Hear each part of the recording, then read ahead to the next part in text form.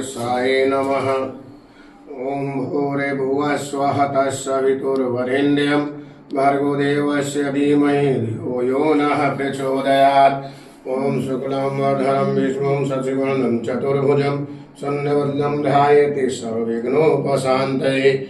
ओम आवाहनं न जानामि विसर्जनं पूजां चैव न जानामि क्षमतां परमेश्वरी।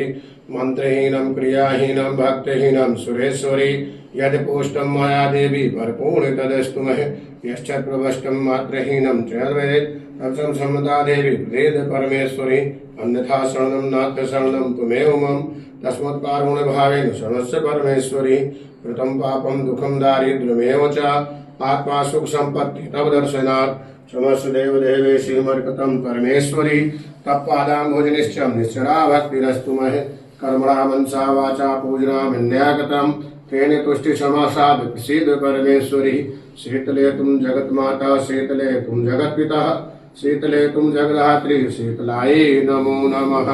ओ शीतले मैया की जय।